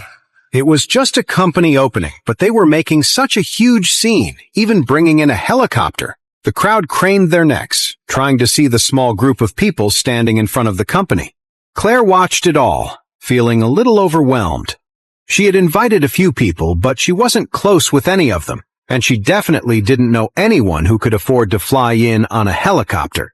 Someone in the crowd exclaimed, "Aren't those the legendary limited edition baskets from Celeste? A single one of those must be worth over $1 million. Wow, look at the flowers in those baskets. I've never seen anything like them. They're so beautiful. Those are Swiss tulips. The high-end ones are super expensive, each one costing thousands or even tens of thousands of dollars. And look, there are blue enchantresses and Juliet roses too, all the rarest flowers in the world. You can't even grow these here. They have to be flown in from overseas. No wonder they sent a helicopter. They must have flown them into the airport from overseas and then brought them straight here. So, if you think about it, the Celeste basket itself is worth $1 million, and the rare flowers inside could easily be another $1 million. There are 20 baskets here, so that's over $40 million in total? Oh my God, now that's what you call a big shot. An opening ceremony with over $40 million just in flower baskets? Yeah, and those flowers won't even last long. They'll probably wilt in a few days. It's so extravagant. Mrs. Wilson, standing on the side, couldn't help but swallow hard. She loved gardening and had planted all sorts of flowers in the courtyard of the Wilsons' villa, but she could never bring herself to buy the world's rarest flowers, especially the classic red and white tulips from Switzerland, where a single bulb costs nearly $10,000. Wendy's eyes went wide. She whispered, "Grandma, I remember you always wanted those Swiss tulips, but you wouldn't spend the money. You only ended up buying a few hundred of those cheap Ohio tulips. How could they give Claire such an expensive gift?" When Mrs. Wilson thought of her own Ohio tulips, she knew they were a world away from these Swiss tulips. This made her even more jealous. She couldn't help but wonder if she could sneak a few away when they left and try to plant them in her own garden to see if they would grow. Just then, someone outside shouted, "Miss Doris Young, Vice Chairman of the M. Grand Group, Miss Warnia Smith, the esteemed Salman White, Christian Knox, and the brilliant Dr. Tristan Finch. Congratulations on the opening of Madam Wade's company. We wish you a prosperous future." It wasn't just the Wilson family who was shocked. The entire staff of the Wingstar Tower was in disbelief. Even though the tower is owned by the M. Grand Group, the parent company rarely gets involved. They never expected the vice chairman and so many of Oris Hill's biggest names to show up at this unassuming building just for Claire's company opening. Having so many important people gathered at the Wingstar Tower was a huge honor for the building itself. It also made everyone wonder, what's the story behind this new company? How could it attract so many powerful people all at once? The Wilson family was also completely dumbfounded. They all wondered the same thing. How on earth does Claire have this much influence? Claire herself was stunned. Just hearing those names sent a wave of panic through her. After all, with the Wilson family's recent troubles, Claire knew she was just a poor newcomer starting a business. She had no real footing in Oris Hill. So why would all these powerful people show up for her opening ceremony? Could it be because of her husband, Charlie? Just then, the crowd of onlookers parted, clearing a path. Two beautiful women, Doris and Warnia, walked in side by side, both smiling and dressed in impeccable business attire. Following them were Salman White with Gerald and Fred White, Christian Knox with Skylar and Stephen, and Tristan Finch with Fiona. Orville Hudson brought up the rear. Wendy stared at the scene, her face a mask of disbelief. Any one of these people was a major figure you'd rarely see in public. To see them all gathered here to celebrate Claire made her feel incredibly bitter. Before today, Wendy had her own pride. She was a young, wealthy socialite, considered one of the most prominent young women in Oris Hill City. With her stunning looks and great figure, she was seen as a true catch in the upper echelons of Oris Hill society. For so many years, she had competed with her cousin in everything. She thought she had found the perfect husband and would finally crush her cousin in every way.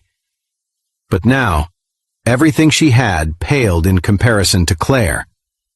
The person she was now felt like a total nobody next to her cousin.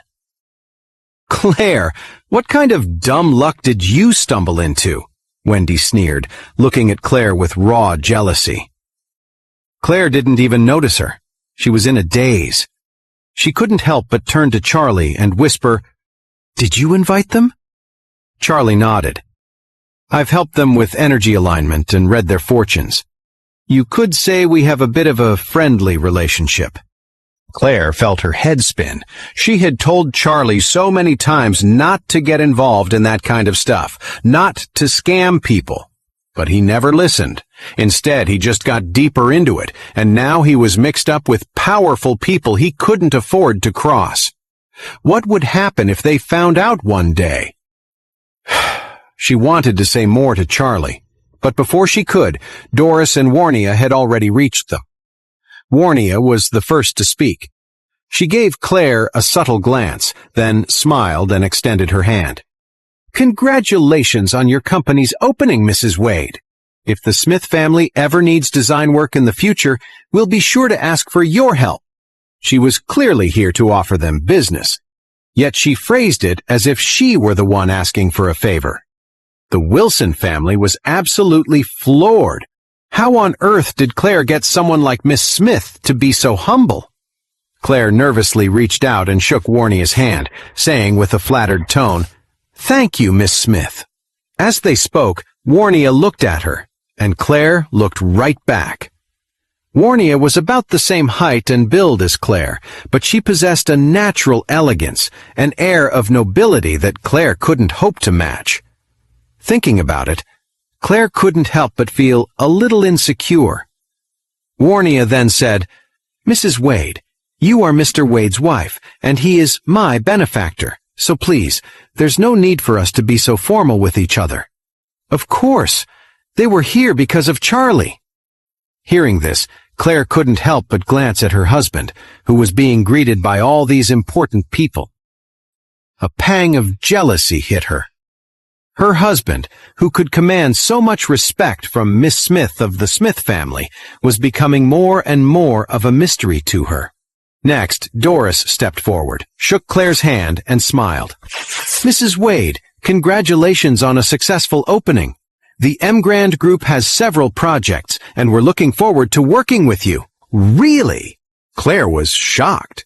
When the Wilson family had landed that $1 million contract from the M. Grand Group, it was enough to send the whole family into a frenzy. If she could get even any contract from them now, it would be a massive success.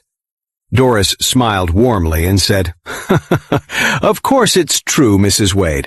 We currently have a total of nearly $3 billion in renovation projects.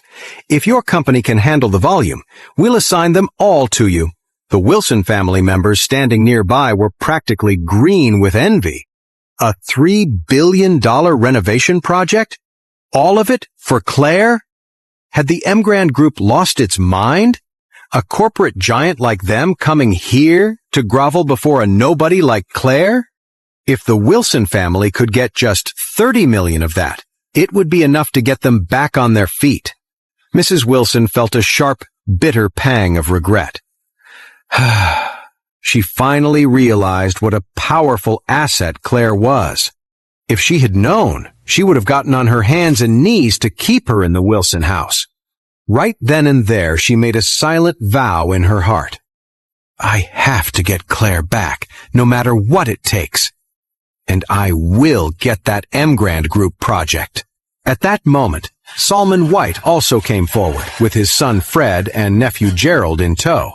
As soon as Solomon arrived, he offered a respectful greeting and said, Mrs. Wade, we also wish you a successful business and great fortune.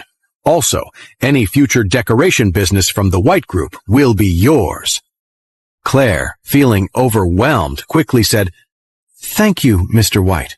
Gerald and Fred also stepped forward, bowing deeply and saying respectfully, Mrs. Wade, congratulations on your opening.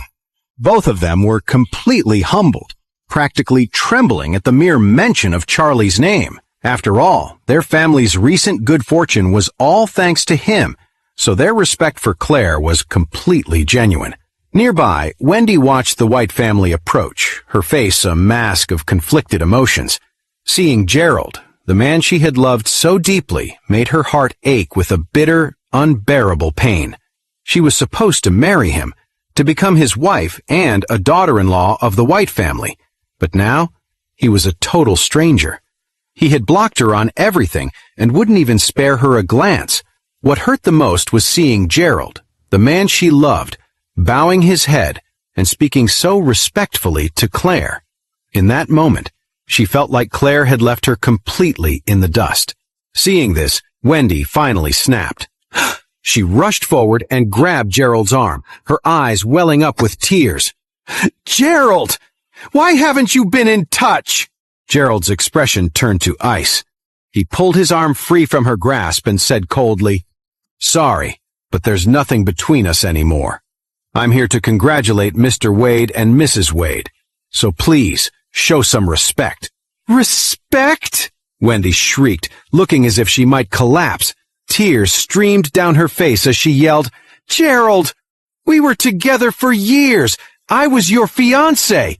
I was even pregnant with your child. And now you're telling me to show respect? You used me and threw me away. Where was the respect in that?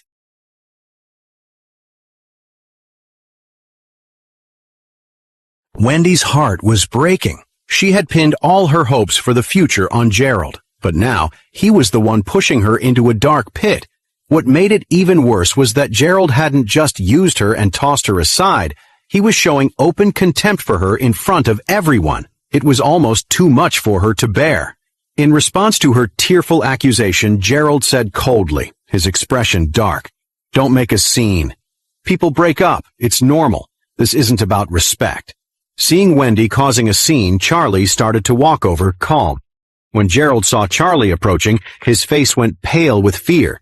He was terrified Charlie would be annoyed by the drama.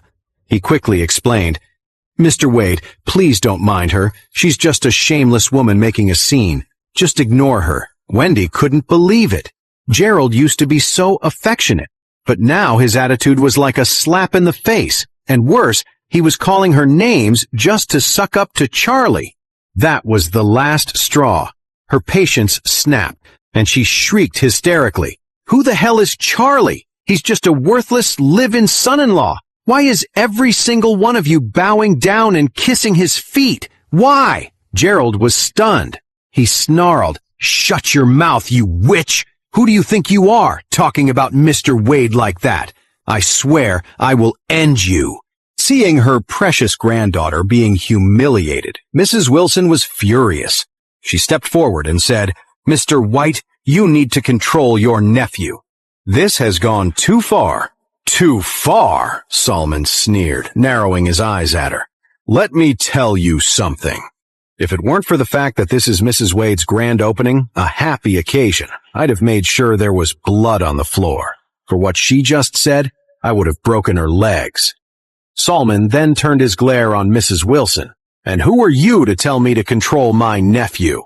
Don't think I don't know what you did. You let Harold steal the villa I gave to Mr. Wade. That was you, you old witch. I haven't dealt with you yet out of respect for Mr. and Mrs. Wade. Say one more stupid word and I promise you, we'll have a problem right here and now." A chill ran down Mrs. Wilson's spine, and her legs suddenly began to tremble. She was used to running the show in the Wilson family, always acting like the matriarch. But now, she had no power at all. Besides, even when she was in charge, she was no match for someone like Solomon White. If Solomon really decided to get violent, there was nothing she could do to stop him. Mrs. Wilson panicked, fearful, and quickly stammered, "Mr. White, I just got a little carried away. Please, don't take it personally." Solomon shot her a disgusted look, disdainful, and said, "Just get out of here." Mrs. Wilson scurried away immediately, ashamed. But Wendy, after one crushing blow after another, had completely lost it. Broken. She suddenly lunged at Gerald, wrapping her arms around him, crying and begging, desperate. "Gerald, why are you being so cold to me? I've always loved you. I love you so much. My body, my heart, everything I have is yours. Why are you leaving me? I'm begging you, give me another chance, please. Let's start over, okay?" As she clung to him, Gerald struggled to push her off, irritated, his face a picture of pure annoyance. He knew the Wilson family was a bunch of fools who had tricked him and nearly made him an enemy of Mr. Wade. Luckily, Mr. Wade was the bigger man and let it slide. If he hadn't, it could have ruined the entire White family. And now, Wendy had the nerve to come crawling back to him. Disgusted? Was she trying to drag him down into the fire with her? Thinking about this, Gerald shoved Wendy to the ground, furious, yelling, "Wendy! Starting today, you stay as far away from me as you can. If you ever bother me again, I swear to God I will kill you." Wendy froze as if she'd been struck by lightning. She was completely stunned. She stared at Gerald, unable to see the man who once loved her in this cruel person standing before her. Even though Claire had never been a big fan of Wendy, she was still her cousin. She couldn't just stand by and watch her be humiliated like this. So she said to Gerald, "Mr. White, you and Wendy were in love once. Even if you can't be together anymore, you don't have to be enemies, right?" The moment she spoke, Gerald practically bowed, his voice shaking with fear. "Mrs. Wade, you're absolutely right. I handled that badly. Please forgive me." Wendy couldn't believe it. Gerald was so cruel and vicious to her, but he was acting like a puppy with Claire. She turned to look at Claire, not with gratitude, but with pure, boiling hatred. A voice screamed in her mind, "It's Claire's fault. That witch! It's her fault I'm in this mess. If it wasn't for her and her useless husband, I would have married Gerald a long time ago. I could have been living the good life as Mrs. White by now, and I could have helped the Wilson family climb to new heights. None of this would be happening. It's all your fault, you witch!" Fueled by this thought, a wild-haired Wendy leaped to her feet and lunged at Claire, her hands outstretched like claws. "I'll kill you! You ruined my life! I'm going to strangle you!" Seeing the wild, bloodshot look in Wendy's eyes as she came at her, Claire was shocked and quickly stumbled backward. Charlie's expression turned icy, and he was about to step in, but Orville was faster. He rushed forward and slapped Wendy so hard she fell to the ground. Orville was furious and snarled, "Who do you think you are? You dare to lay a hand on Mrs. Wade? I'll kill you for that." Then Orville yelled to his men behind him, "Get over here. Take this witch who attacked Mrs. Wade and deal with her." Instantly, two big guys in black suits rushed out from behind him, yanked Wendy to her feet, and started dragging her away. Noah scrambled over, pleading, "She's just a kid. She doesn't know any better. Please, forgive her." Orville's eyes were filled with a murderous glare. "Who the hell do you think you are?" he snarled. "Say one more word and I'll deal with you too." Noah was terrified of Orville. He didn't doubt his words for a second. For a man like him, who'd spent years in the criminal world and now ran the entire Oris Hill underworld, killing a couple of people would be nothing. When he saw the two huge guys about to drag Wendy away, Noah got desperate and turned to Claire for help. "Claire, please, say something. She's your sister after all. You can't just watch them take her." Claire couldn't stand it. She said to the two big men, "Please, don't hurt her." Wendy just got confused for a moment. She didn't really mean to hurt me. Even though Wendy disgusted her sometimes, she was still her cousin. Hearing this, Orville turned to look at Charlie, waiting for his command. Charlie gave a small smile and said, "Do what my wife says." Orville immediately announced, "Since Mrs. Wade has spoken, let them live." Charlie nodded and then turned to Mrs. Wilson. "I told you before, you aren't welcome here. If you know what's good for you, you'll leave on your own. Otherwise, I'll have Orville's men throw you out." Mrs. Wilson was trembling with rage, so unsteady on her feet she could barely walk, but she didn't dare to stay. She had no choice but to let Noah Wilson help her leave quickly, terrified of being beaten. Wendy, however, was still hysterical. She screamed, "I'm not leaving! I'm not leaving! I'm going to strangle that witch, Claire! Let go of me! Let me at her!" Orville, his face dark with anger, kicked her right to the ground and yelled, "I'll cut your tongue out if you don't shut your mouth!" Seeing his sister was about to get them all into even bigger trouble, Harold rushed forward to help her up. "Wendy, come on," he said. "Let's just go home." Lady Wilson sighed over and over. Her plan today had been to mock Claire, put some pressure on her, and convince her to come back to the Wilson family. But she never expected that today's Claire was on a whole other level. She had so many powerful people backing her up now. The Wilson family had no chance of tricking her into coming back. As she left, Mrs. Wilson felt a pit in her stomach. If she'd known how this would turn out, why did she even bother? Now Claire would never come back to the Wilson family. They had lost their last hope.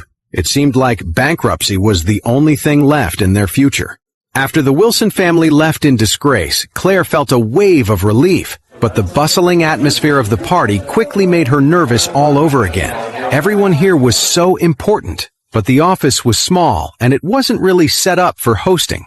Just as she was thinking that, several staff members from the Wingstar Tower rushed in with trays of food and drinks for everyone.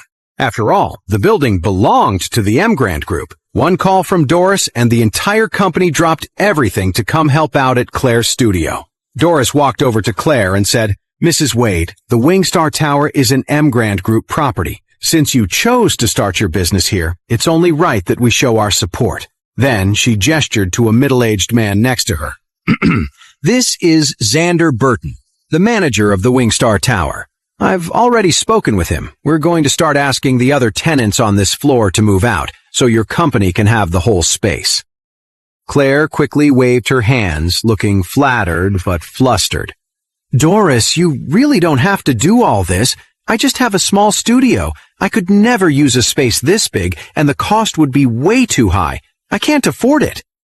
Xander Burton quickly handed her a check for $180,000 and said, "Mrs. Wade, this is your prepaid rent for the first year. From now on, all the rent, utilities, property fees, and even the air conditioning and heating costs will be covered by us."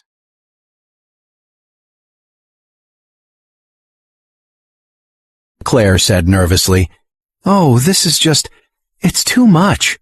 Charlie took her hand and smiled. "Honey, since Doris clearly wants to help you, why would you refuse her offer?" "I'm not trying to be rude to Doris," Claire said quickly. This is too embarrassing." Charlie took the check from Xander and placed it in Claire's hand. "Since Doris and Xander said it's free, you should just take the money. The Grant Group is a huge company, worth hundreds of billions. Why would they care about your rent?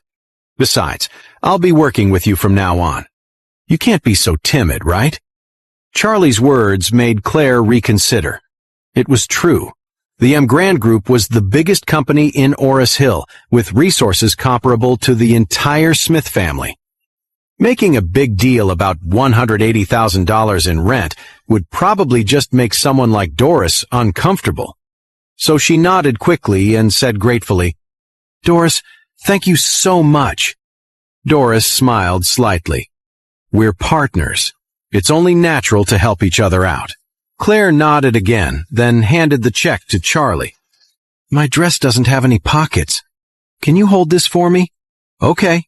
Charlie slipped the check into his pocket and said to Claire, "Come on, I'll take you to say hi to Warnia. The Smith family has a few renovation projects going on right now. You should talk to her about them." Claire agreed, but she really didn't want to talk to Warnia. She felt so out of her league around her. More importantly, she always sensed a hint of hostility hidden behind Warnia's warm and intelligent smile. They say a woman's intuition is never wrong. Deep down, Warnia hoped to one day steal Charlie away from the Wilson family and bring him into the Smith family. That was the source of her subtle hostility. And Claire had already picked up on Warnia's deeply hidden hostility. She just hadn't figured out where it was coming from yet. Just then, Claire checked the time. It was already past 10 o'clock, and her parents still hadn't arrived. She leaned over to Charlie. "Charlie, Mom and Dad aren't here yet. Can you call them and see where they are?" Charlie nodded. They're probably just stuck in traffic. He and Claire had gotten up early to clean the office and prepare for the reception. Before leaving, they had arranged for Elaine and Claire's dad to meet them at the company before 10 o'clock for the opening ceremony. But now, more than 10 minutes had passed, and there was still no sign of them. Charlie pulled out his cell phone, and just as he was about to make a call, Claire's phone rang. She saw that it was her mother, Elaine, calling, and immediately answered. As soon as she picked up, Elaine's frantic voice came through the speaker. "Claire, there was a car accident on our way here. Your dad is injured and he's at the general hospital. Come here now." "What?" Claire gasped, her voice shaking. "How bad is Dad? Which hospital is he in?" Elaine's voice was trembling, thick with tears. "We're at Orris Hill General Hospital. Your dad, he was knocked into a coma. Just come, quickly." Claire couldn't believe it. One moment she was happily celebrating her grand opening, and the next, her world was falling apart.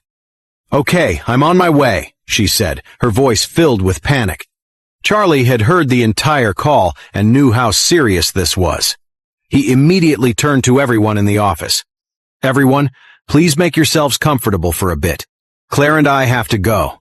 Normally, it would be incredibly rude for the hosts to just leave their guests. But everyone there was a fan of Charlie, so of course, no one minded. So Charlie rushed Claire straight to Orris Hill General Hospital. When they arrived, they ran to the ICU ward. Pushing the door open, Charlie immediately saw Jacob lying on the hospital bed, his eyes shut tight, completely unconscious. Elaine was sitting by the bed, her face pale and her clothes stained with blood. She looked completely lost. The color drained from Claire's face, and her eyes immediately welled up with tears. She rushed to her mother's side. "Mom, what happened to Dad?" Elaine's eyes were red and swollen. "Your dad and I were on our way to your opening ceremony," she sobbed. "A truck ran a red light and hit us. His condition is really bad." Claire quickly turned to a doctor who was in the room. "Doctor, how is my father?" The doctor replied, "Don't worry, his life isn't in danger for the time being." Claire and Charlie both breathed a sigh of relief when they heard that Jacob was going to be okay. But then, the doctor hesitated and added, "But." Claire couldn't help but ask, "But what?" The doctor sighed. He's suffered a severe spinal injury. When he wakes up, he'll have high paraplegia." "High paraplegia," he explained. "It means he'll be paralyzed from the neck down." When Claire heard that her dad might be paralyzed from the neck down, her vision went dark. The room started spinning, and if Charlie hadn't been there to catch her, she would have collapsed right there on the floor. She quickly asked, "Doctor, can a spinal injury like this be cured?" The doctor shook his head. "Basically, there is no cure. At least, there are no known cases in the world of a full recovery from high paraplegia. The best outcome we usually see is the patient recovering enough to be able to sit up on their own. But that's about it. You all need to be mentally prepared. Hearing this, Claire burst into tears, her face a tearful beauty. Then, through her sobs, she turned to Elaine. "Mom, are you okay?" Elaine, looking pale, said, "I'm okay, but my head hurts a little. The doctor checked me out and said it's nothing serious. It was mostly your dad." The truck slammed right into his side. As she spoke, she started crying again.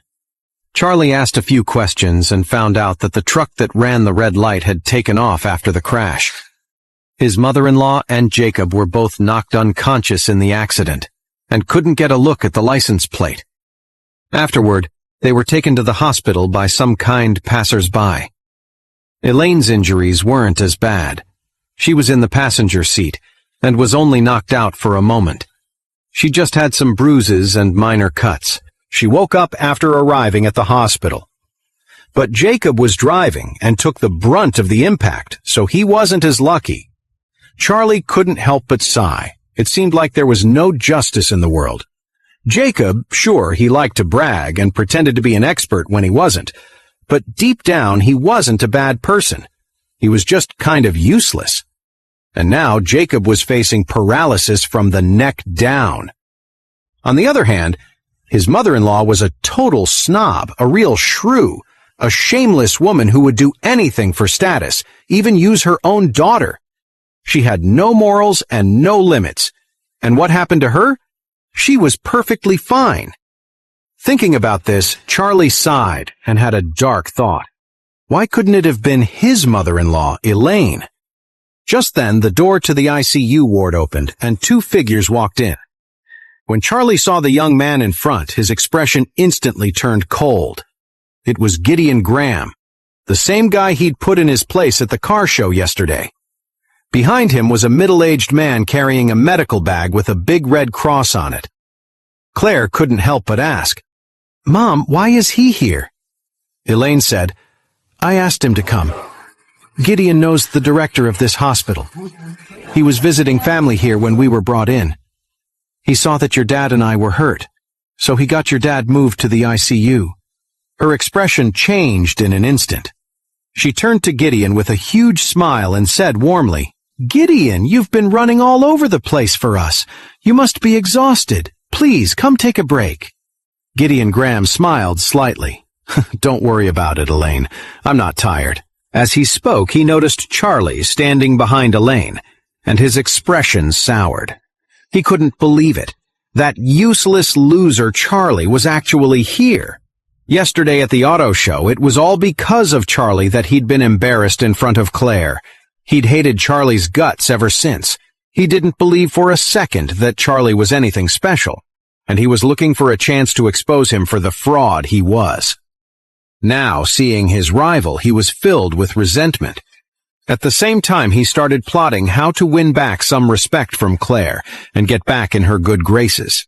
At that moment, Elaine sighed, wiped away a tear, and said, "Gideon, the doctor just told us that your Uncle Wilson might be paralyzed in bed for the rest of his life. What am I going to do?" Gideon quickly pointed to the middle-aged man behind him and introduced him to Elaine. "Auntie, don't worry. This is Dr. Martin Serrano. He's a famous expert in holistic medicine. I brought him here myself to see your uncle. He's an amazing doctor. If anyone can help him, it's Dr. Serrano."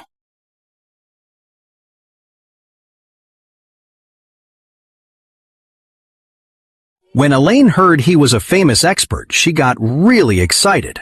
"Oh, Gideon, thank you so much." "And thank you, Dr. Serrano." Gideon smiled slightly. "Elaine, you're welcome. It's the least I could do." Then he turned and spoke respectfully to Martin Serrano, who was standing behind him. "Dr. Serrano, we appreciate you coming to see Uncle Wilson." Hearing this, Martin stepped forward, smiled, and said confidently, "Don't you worry. It's a spinal injury, right? They're tough to treat, but for me, it's quite simple. The doctor in charge of the hospital looked surprised. From what I know, there's no real cure for spinal injuries anywhere in the world. Even the wealthiest people end up bedridden after an injury like that. With severe damage, they're usually in a wheelchair for life, maybe able to move just 3 fingers. What makes you so sure? Martin just smiled and said arrogantly, "Because I have a magic medicine. All I have to do is give it to the patient and he'll recover quickly." After speaking, he carefully took out half of a crystal-clear pill from his medical bag. Holding the pill, Martin looked around smugly. "Behold, this is the magical medicine I developed. After taking this, forget a spinal injury. This could bring someone out of a coma." Claire, who had been crying quietly, couldn't help but ask, "Does that medicine really work?" "Of course," Martin said proudly, stroking his beard. "I am the world's foremost creator of magic drugs. This pill was crafted with the very essence of life and immense effort by a master with great magical powers right before his passing on. It's priceless. If it weren't for Gideon's sake, I would never have brought this out." Charlie looked at the half pill in Martin Serrano's hand and almost laughed. Wasn't this just one of the semi-finished products he'd made while trying to create a cure for Jacob? The medicinal strength was only about 1/10 of the real thing. It wasn't terrible, and it could handle minor injuries or sicknesses, but it wasn't nearly powerful enough for this. It was hilarious that Martin was treating it like a priceless treasure, handling it so carefully, afraid it would break. But to Charlie, this medicine was just a little trinket he could create whenever he wanted, as many as he wanted. Thinking about this, he smirked to himself. Now, if it were the real magic medicine he created, that could definitely heal the old master's spine and get him back to normal. But this half-finished pill in Martin's hands, it definitely wasn't going to cut it. So Charlie couldn't help but shake his head. "Forget it, Dr. Serrano," he said. "Your medicine won't be able to cure my father-in-law's injury." Gideon, standing next to him, immediately sneered. "Charlie, who do you think you are, questioning Dr. Serrano's authority?" Martin looked like he'd just heard the funniest joke in the world. "Son, what could you possibly know?" he scoffed. "Even the great Tristan Finch, the most famous expert in holistic medicine, was cured by this very magic medicine. The leader of the holistic health community himself believes in it. It's absurd for a nobody like you to call it suspicious." When he said that, everyone in the room was stunned. Tristan Finch? He was the undisputed master in the holistic health community. His medical skills were legendary, and he had treated countless people over his lifetime. Even the rich and powerful found it nearly impossible to get an appointment with him.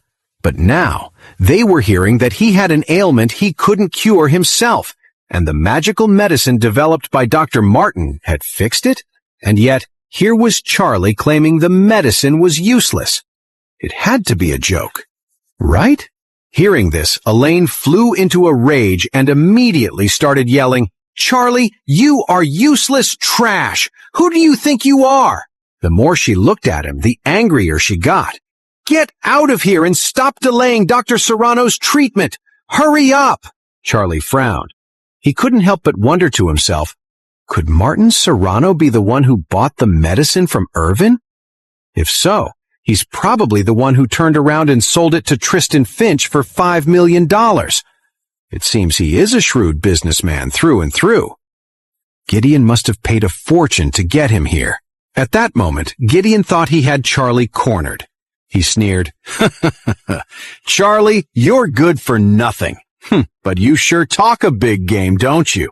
Then, acting like he'd just had an epiphany, he added, "Oh, I get it now. You're questioning the brilliant Dr. Serrano because you don't want Uncle Wilson to get better. Oh, am I talking nonsense?" Charlie could handle his mother-in-law's ridiculous accusations, but that didn't mean he was going to take it from Gideon Graham. He shot back with a sneer. I actually know Tristan Finch, and I've never heard him mention his illness was cured by this idiot." Gideon laughed out loud. "Ha ha ha ha, Charlie, you're hilarious. You know Tristan Finch? Why don't you just say you know the President of the United States while you're at it?" When Martin heard Charlie call him a quack, his face turned ugly. He lectured him with a superior air. "Young man, you may not have much ability, but you've certainly got a big mouth. I bet you've never even opened a medical book in your life. How dare you call me a quack?" He then pointed a finger at Charlie arrogantly. "You, apologize to me right now, otherwise I won't treat this patient." Elaine went pale with fear and blurted out, "Charlie, are you trying to kill my husband? What are you trying to do? Are you trying to kill my husband, then kill me, so you can take all our property for yourself?" Charlie's face turned grim. He wanted to laugh. Monopolize her property? What property did they even have? He doubted they could scrape together a few $1,000,000. A simple 3-bedroom apartment. Was that really worth stealing? He had tens of billions of dollars in the bank that he didn't even know how to spend, and a $100 million check from Warnia in his pocket, and she thought he wanted to steal their property? It was the biggest joke he'd ever heard. Gideon added fuel to the fire. "Elaine," he said, "I think Charlie's definitely up to no good. You have to be careful, or you'll get burned by a backstabber like him." Claire couldn't help but say, "Charlie, just let the good Dr. Serrano try." But Dr. Martin was puffed up with pride. He snorted coldly. "Kid, if you don't get on your knees and apologize to me today, this patient here isn't getting any treatment from me." Just as he finished speaking, a cold voice suddenly rang out from outside the door. "Who is it that dares to make Mr. Wade kneel for them? You must be tired of living." As the voice spoke, a middle-aged man in a tailored suit stepped into the room. The moment Gideon and Martin saw this man, their expressions changed drastically. They were in shock. It was Orville, the notorious king of the Irius Hill underworld. What was going on? Why was he here? Before Gideon and the other man could even react, the next scene left them completely dumbfounded, like they'd been struck by lightning. Then, more people streamed in through the doorway. It was Doris Young, Salman White, Christian Knox, Lucas Finley, Tristan Finch, and even more people. These heavy hitters, all major players in Irius Hill and San Francisco, walked straight up to Charlie. They bowed in unison and said respectfully, "Mr. Wade." Charlie asked, "Why are all of you here?" Orville answered respectfully, "Mr. Wade, we heard your father-in-law was in a car accident, so we rushed over to visit. We hope you don't mind." Charlie smiled slightly. "That's very kind of you." He said it casually, but to these powerful men, his simple words were like treasures. Their faces flushed, and their bodies trembled with excitement. Seeing this, Elaine felt a mix of shame and terror. "It's over," she thought. "Charlie, that liar, is getting in deeper and deeper. All these powerful people are treating him with respect. What happens when they find out he's a fraud? Our whole family will be ruined." She didn't believe for a second that Charlie had any real ability. She knew his past perfectly. He was orphaned at 8 and sent to an orphanage. He cleaned windows for a living before the head of the Wilson family brought him home to marry Claire. If he was so capable, why would he have put up with so much for so long? Gideon was speechless, especially when he saw Warnia. It was unbelievable. This was the famous youngest daughter of the Smith family. Compared to the Smith family, his Graham family was nothing. His own father didn't even have the status to meet Warnia. But now, here was the beautiful and elegant Warnia showing respect to that useless bum, Charlie? How could this be possible? Gideon couldn't understand it. Charlie was a total loser. Why would a wealthy woman worth hundreds of billions stoop to respect him? He couldn't hold back his surprise any longer and blurted out, "Miss Smith, you must have the wrong guy. Charlie is a total bum." Warnia's face turned to ice. She snapped. "Who do you think you are, questioning Mr. Wade?" Christian Knox, standing nearby, smirked coldly and added, "Mr. Wade is a born king, a master of the mystic arts." "How dare you speak of him like that?" Salmon scolded him coldly. "That's right. Mr. Wade is one of the most respected and well-known men in Auris Hill.